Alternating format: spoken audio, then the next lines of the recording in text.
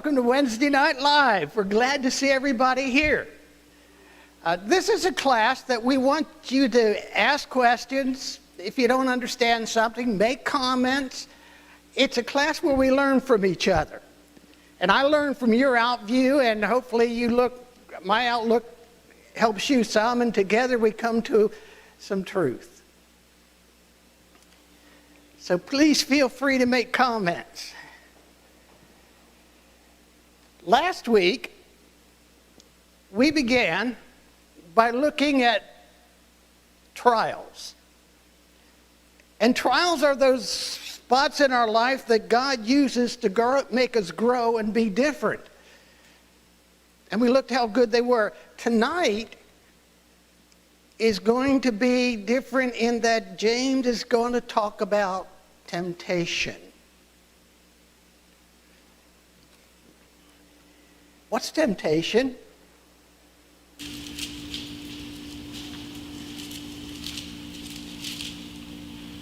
An enticement. An enticement. An enticement, good.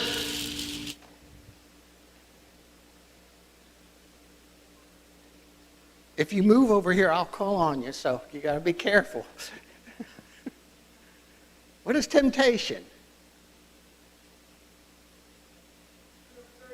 Anything that takes your mind, your spirit, and soul away from God.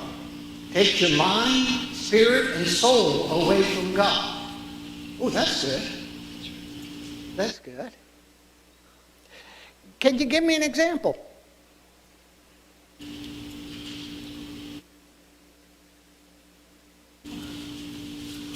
Sue. I had thought about this, and you're running late, and so you are tempted to go a little faster than the speed limit. Okay, you're running late, and so you go faster than a speed limit. Okay. The attempt is to do that. Okay, that's very good.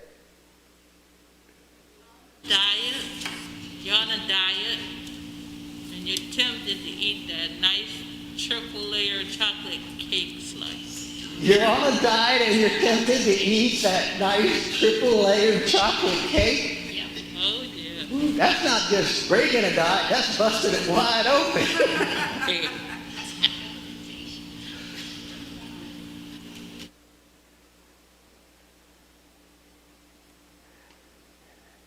Maybe this helps. Why do we find it easier to blame somebody else? God's walking down in the garden. He's looking for Adam and Eve, and he can't find them. And he finally does find them. He said, "Where you been?" And he said, "Well, we were naked, and we hid." And God said, "Who told you you were naked?" And Adam says, bold, brave, head of the household Adam. What'd he say? "It's the woman you gave me. It's her fault that this happened. If you hadn't given me the woman, I wouldn't have done that. But she made me."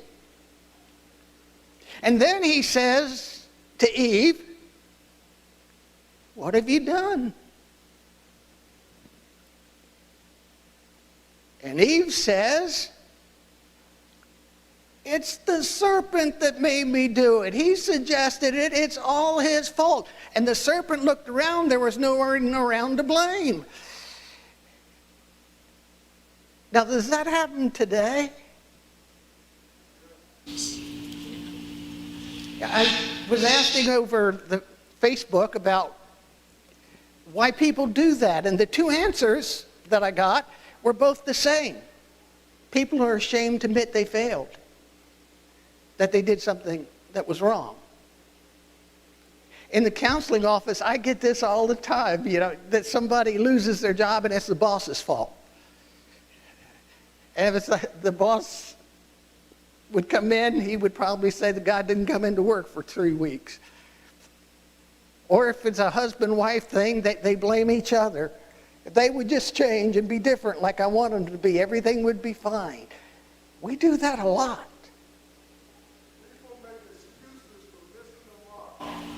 People make excuses for missing a mark. That's That's a right. good observation. Very good.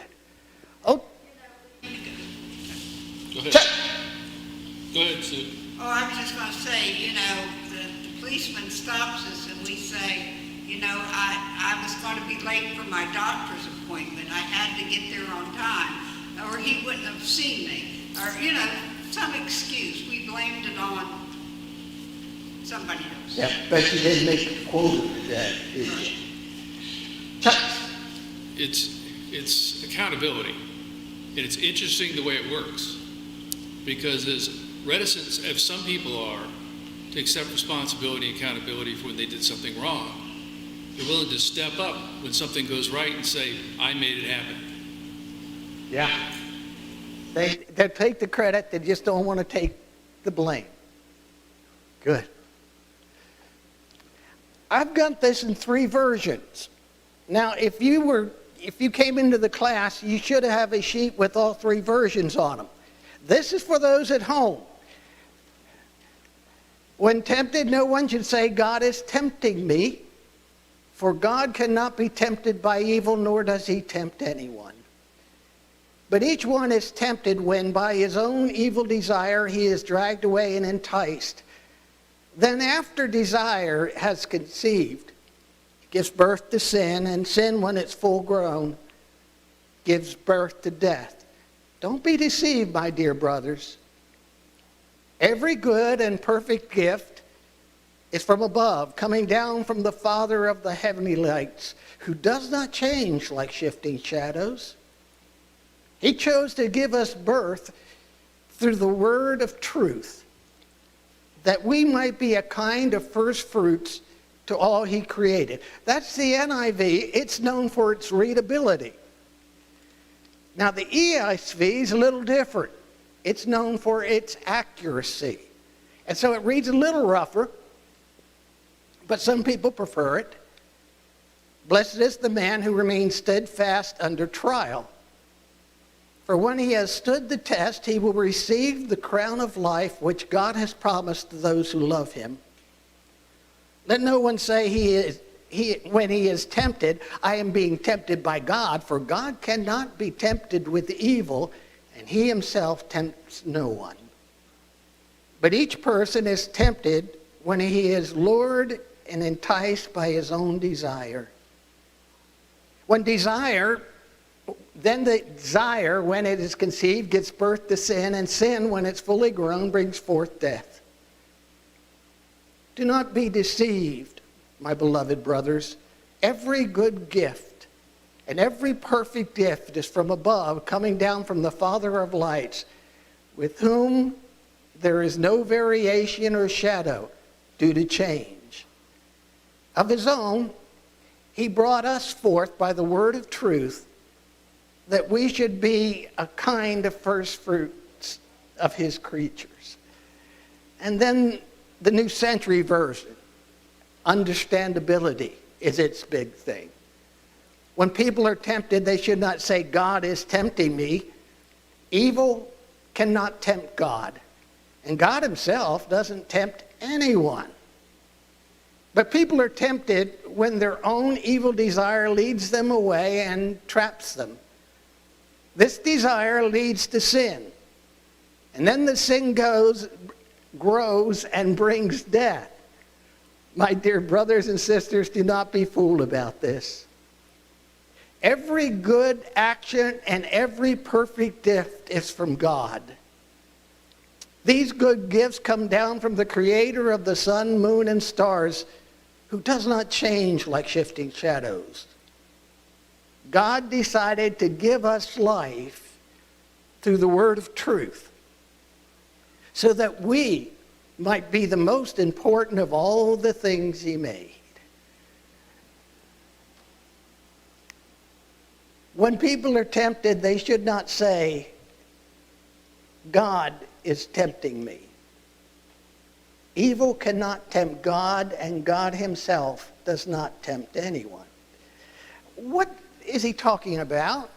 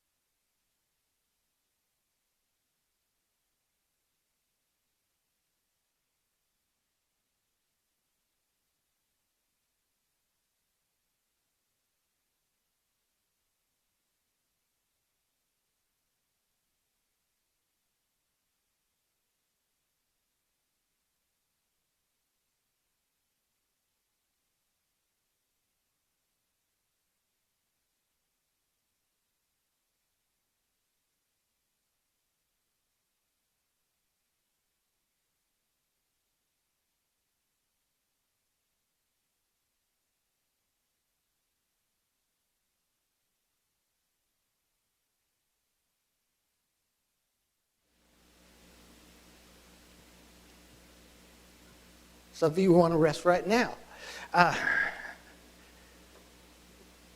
Rest is good unless there are some things that you have promised to do that you don't get around to doing. Unless you've obligated yourself either by work or by promise, and you don't do it.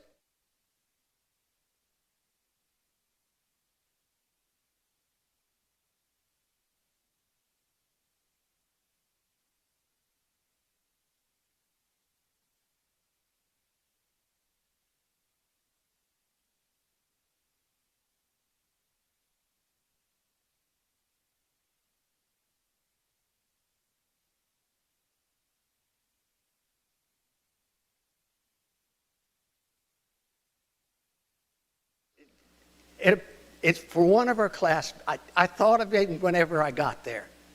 What it literally means is to bait a hook.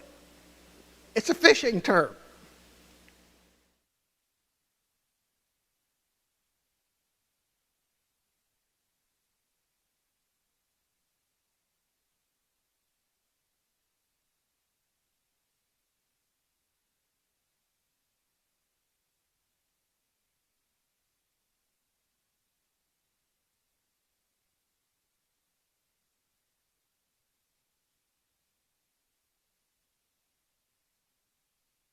Because fish will look at the real thing and want it.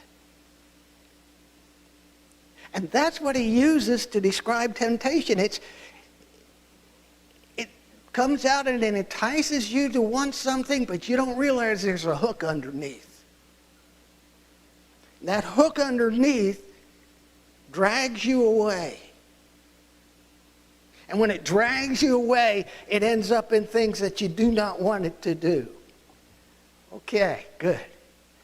What can you do to keep yourself from falling into sin when tempted?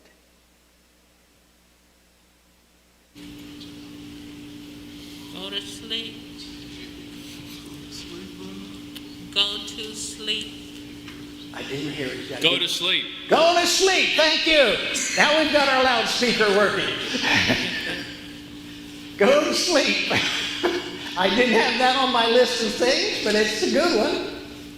Well, like Bertha was talking about the chocolate cake when you're on a diet. And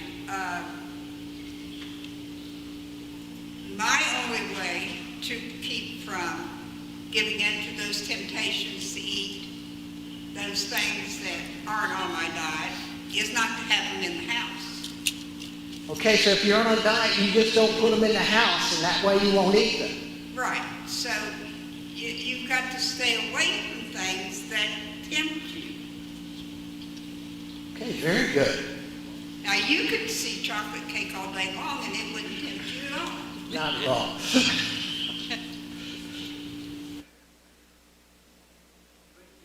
To take time to grow spiritually plays a big part. As you grow, you're less inclined than the average person to fall prey to many temptations. Yeah, as you grow and mature, you start looking at the world a different way. That's a good point. Very good. Susan. Well, as you grow in life, you have to learn what things tempt you in order to stay away from them, be they activities, people, food, sleep, and you do know that. And the challenge is to admit you have those temptations. You have to be aware of them. Okay, you know what you're tempted by and you stay away from them. Good. Very good.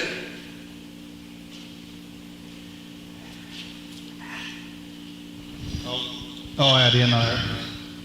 Oh, sorry. What? Microphones? Oh, turn them off. Also. There we go.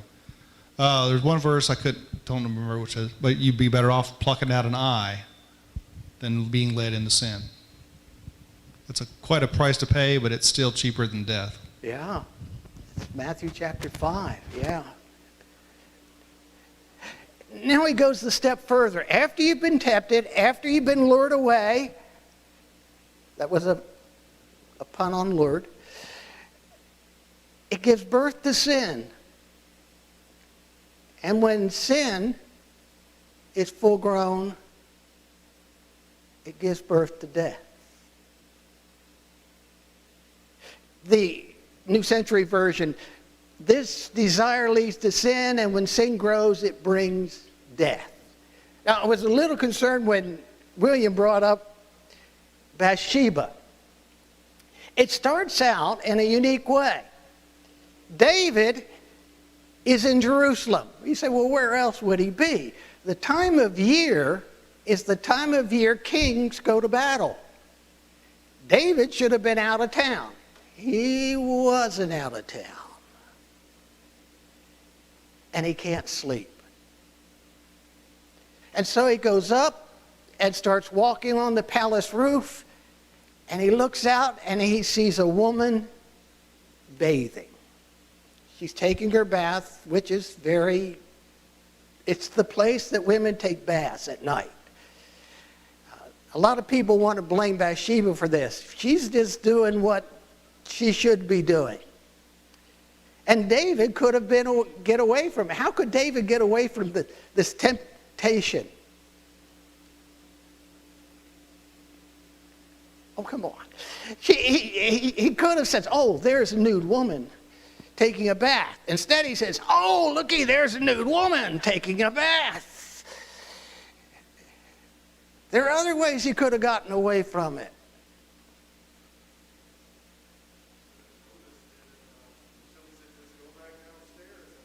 Sitting up there. He could go downstairs, get away from it. I think that was Susan's point. Yeah. Well, when he sees her and he has these desires, downstairs he had lots of wives and other people that weren't somebody else's wife. Yeah, David is king. David's got lots of concubines. He's got a lot of women in his life. Why settle on this one lady? But he does. That's a good point, Sue.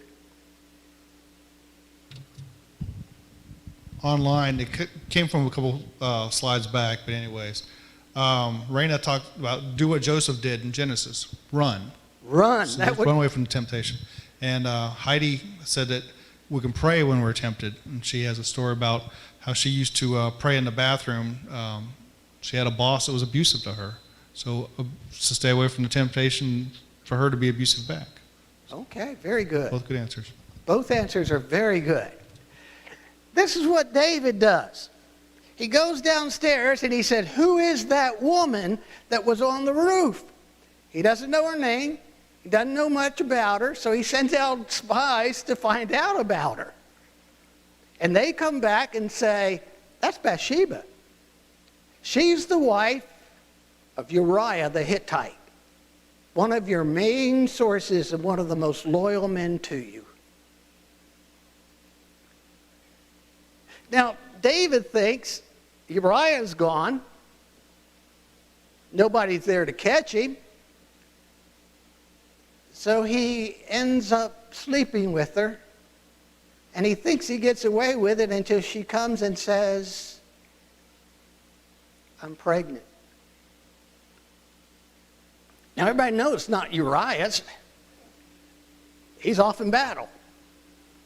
So David decides to try to trick everybody. He brings Uriah home and says, why don't you go home? And Uriah won't do it because his fellow soldiers are out in battle. Tries to get him drunk, gets him too drunk. Can't make it home. And so he sends a message to Joab, put him on the front line. And Uriah carries his own death warrant to battle. Now he should be okay. David marries Bathsheba, should be all right. They'll just think the baby comes early. It'll be okay. Nobody else will know.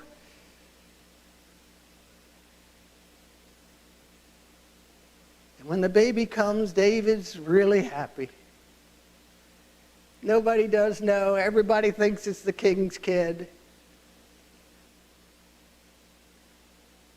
Until Nathan the prophet shows up. It's all coming back. And Nathan asks to talk to David. And he tells him a parable. Anybody remember the parable? Oh, this is good. We got father and son over here. Which one wants to be the good father? Which one wants to be bad? You're the good one? Okay, we know which one's the good one now and which one's the bad one. The bad father's got a lot of sheep. He's got herds. He's well off. The good father's got one. Just one. And he's like the dog that we have at home that's the pet. And he prances around. And he gets a visitor and he takes the man's one sheep and he kills it to feed his company. And David hears this and believes everything he's saying. And David says, show me the man and I'll kill him.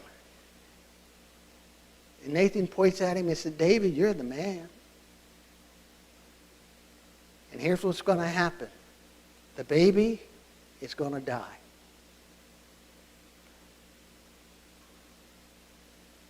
And your house will be, from this moment on, divided.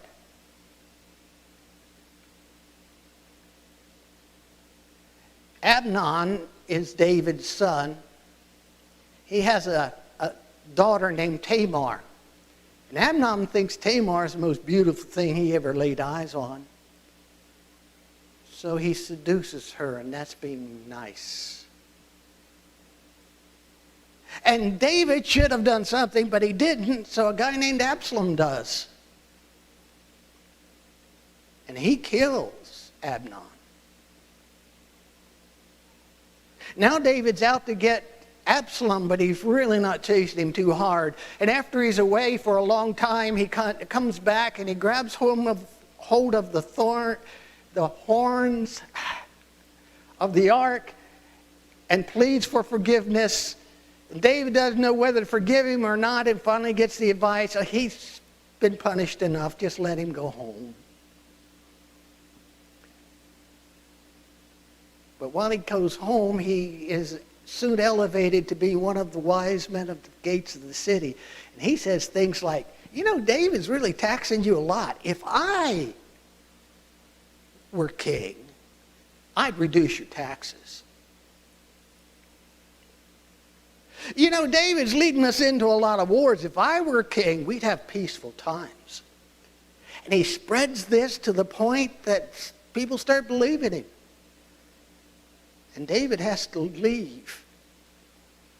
And all the concubines that he has, Absalom sleeps with them on top of the palace so everybody can see. Joab goes back and says, we got to counterattack. They do. He flees. And when Joab comes back, David says, what about my son Absalom? What about him? And Joab says, I killed him myself. All for one moment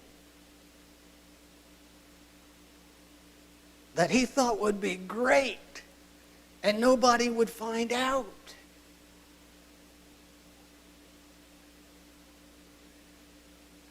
That's being lured away and enticed. You see, the bait keeps us from seeing consequences.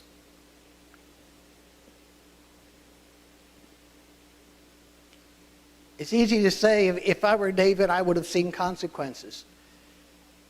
David didn't go that far. What could be the consequences? David just looked and stopped. I want the woman. Okay. These are my 4 things that are necessary for temptation to work. 1, it's got to be a strong desire. 2, you have to be deceived. That's the part about baiting a hook. You got to be deceived. You think you're getting something great, but underneath is that one thing that's going to lead to your death. You do the disobedience. And then there's a spiritual death. You end up separated from God. Heavy stuff.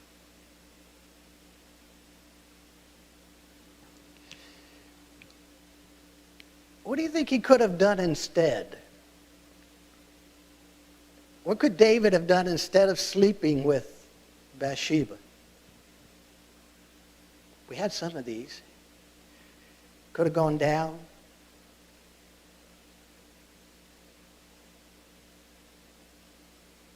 Men in battle. He could have joined his men in battle. He should have been in battle. He could have joined his men in battle and been where he should have been. Instead of on top of the palace looking around. Very good. He found out who she was and found out it was Nathan's wife and all this. He could say, okay, this is wrong, and I'm not going to do it. This is just wrong. Nathan is a good soldier. I'm not going to take advantage of him being out of town. Okay, good.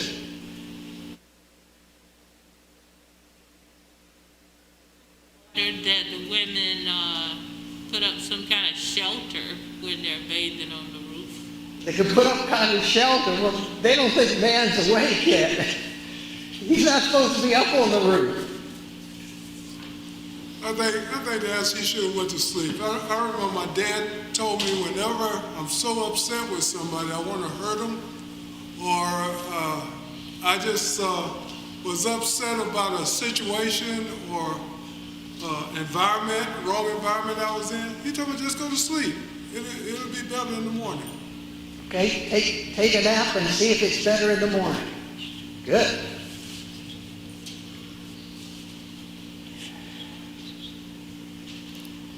Now comes one of those harder things, and we got to spend a little time here. My dear brothers and sisters, do not be fooled about this. Every good action and every perfect gift is from God. These good gifts come down from the creator of the sun, moon, and stars, who does not change like their shifting shadows. God decided to give us life through the word of truth so that we might be the most important thing of all the things he had made.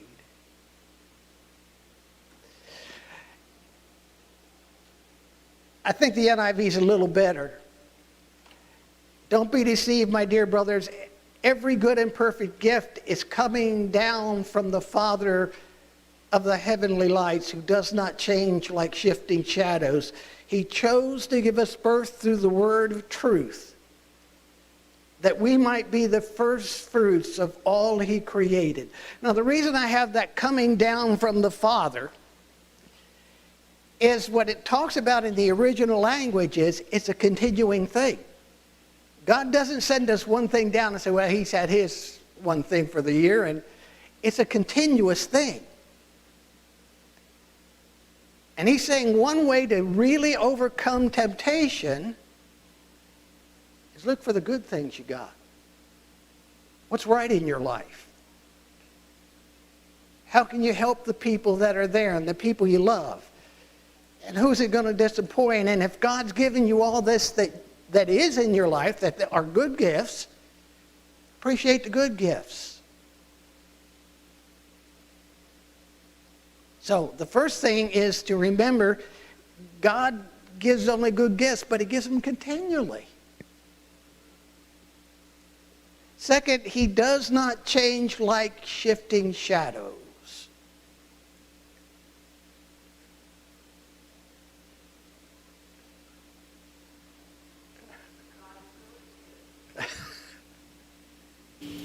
God is always good. God is always good. Father, and a good father doesn't one day give you, what does it say, a scorpion, and the next day he's giving you a good gift and new clothes. He's not that kind of a father. He's a good father. He's a good father who doesn't change. William, were you saying something?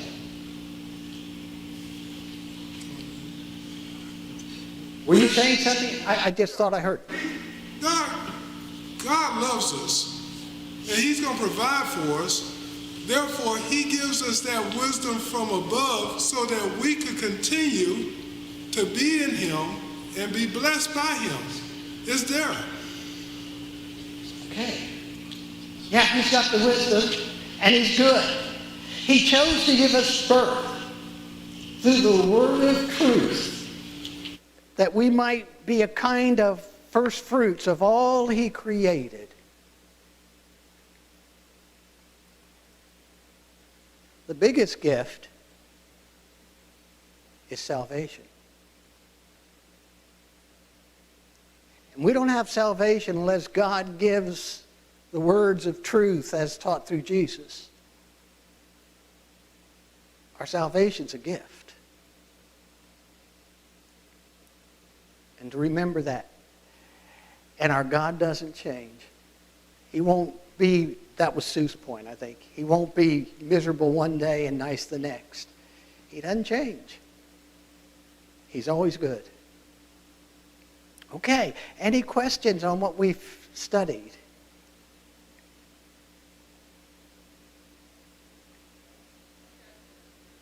You said you put up 4 things: Yes. desire, deception, death. Yes. What else? Disobedience. I have to go back to my notes.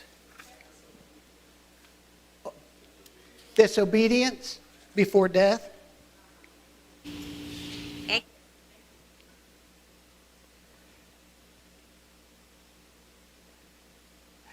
What does James turn in verses 16 and 18? Why does he talk about God's goodness?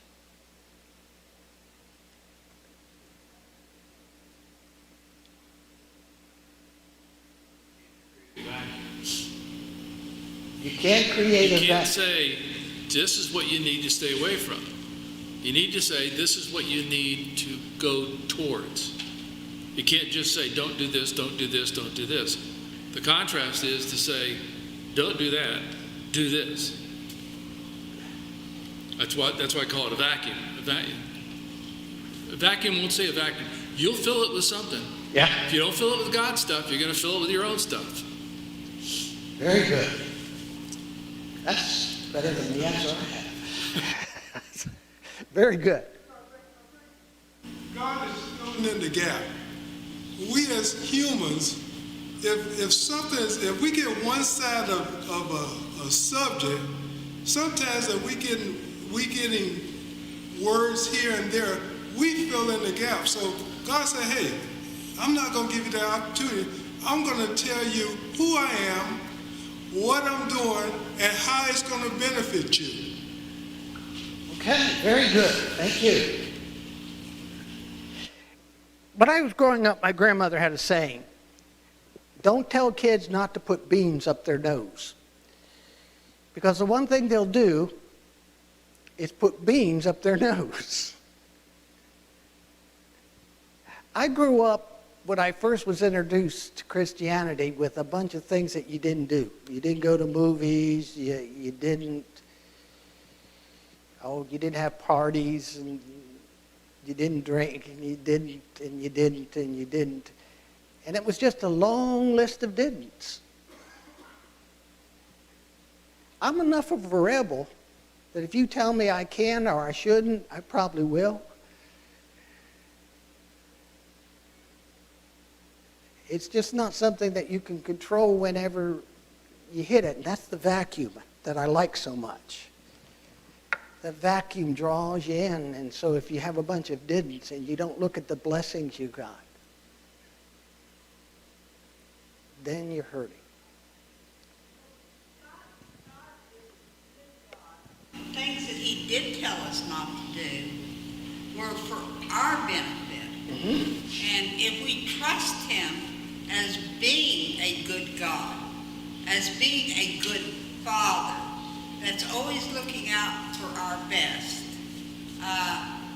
then we will listen to what he says and have confidence. We'll trust him that what he has said not to do is in the long run. We can't see the big picture, but in the long run, it is best for us.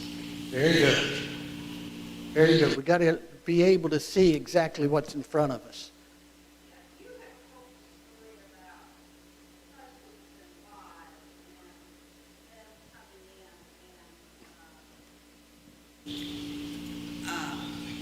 Saying, well, or a husband or a wife coming in and said, well, this man I met at work or this woman I met at work, she just met all my needs, and I know God would want me to have her. And so therefore I'm going to get a divorce and I'm going to marry her. I remember telling you that story. You see and then they're saying, God would want me to have this, even though the Bible says you're married, you don't go out and find somebody else while you're married, and then you don't see the consequences down the road. You know, the marriage ends, what it does to your children, to your family, all the problems that come as a result of this. And because it looks so good right now, 5 years down the road, probably you'll have the same problems that you had with the first wife. Yeah. And the point of the story is, sometimes God's not going to sit there and say, this will make me happy if you just give it to me. That's not what it says. God gives gifts that will make you happy.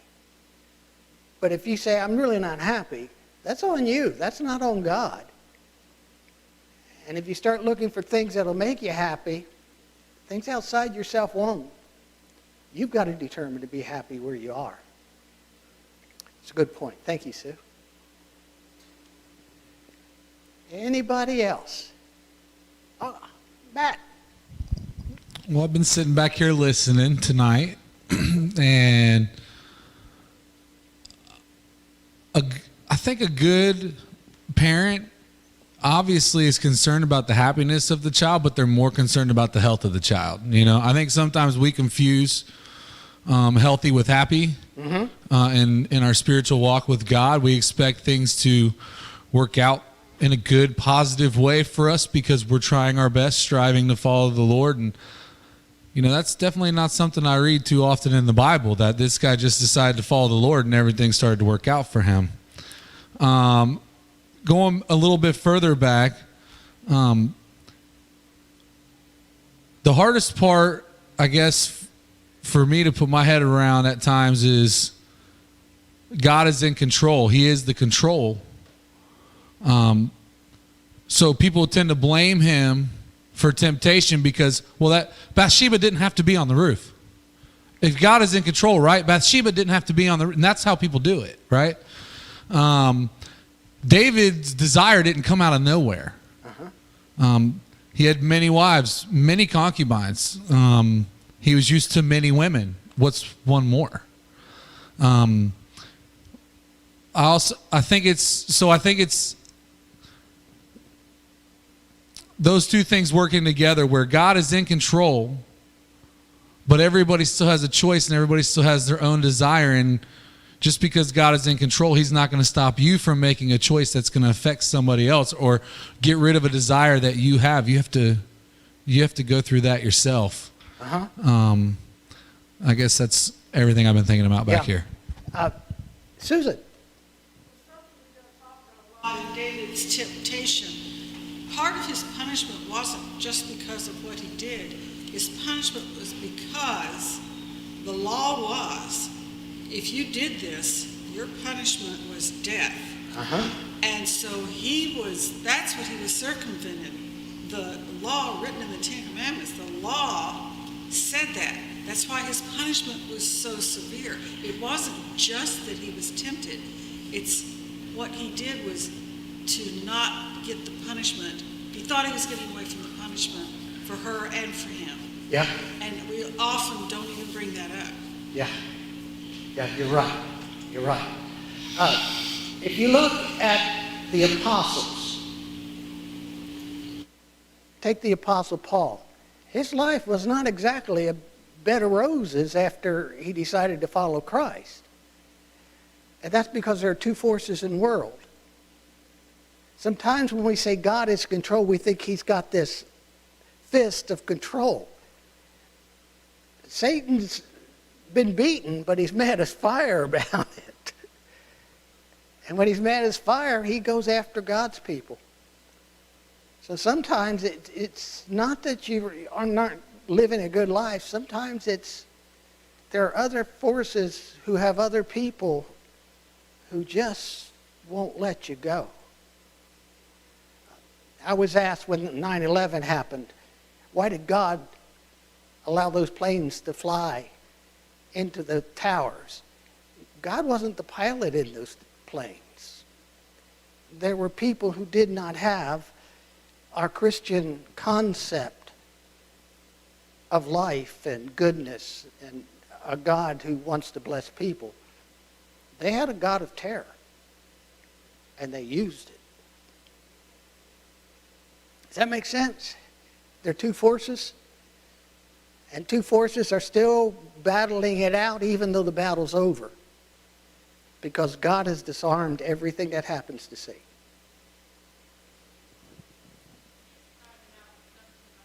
Temptation when you started the lesson, well, and then you jumped to what Matt was talking about. God is in control and free will, and it's easy to say it's not my fault because God is in control. He could have stopped me, you know. Yeah. But then God falls back on that free will. And we don't want to think about that. We just want to think about it's not my fault. It's somebody else's. That's part of it, and part of it is we have a group who has the concept that if you're a Christian, you ought to be happy all the time. And that's just not biblical.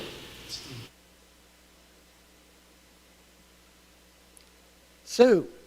I think as Christians too, we can be lulled into a sense of complacency, and we forget that even though we're mature, strong Christians, that we still can be tempted, and that Satan is out there, and there's no one that he would like to see fall into sin more than somebody in leadership in the church, or somebody that's a model or a mentor to a group of people in a church. Those are the people that, if he can get them, he's going to affect all these other people. Mm-hmm. So I think that we need to not be lulled into a sense of that, it can't happen to me. Very good. Our eyes need to be wide open, not take the bait. Okay, very good. Y'all have done great. I really have enjoyed the class. Y'all have made me think and wonder and consider different things. I appreciate everybody speaking up. Next week, we'll pick up here and we'll finish off the first chapter of the book of James.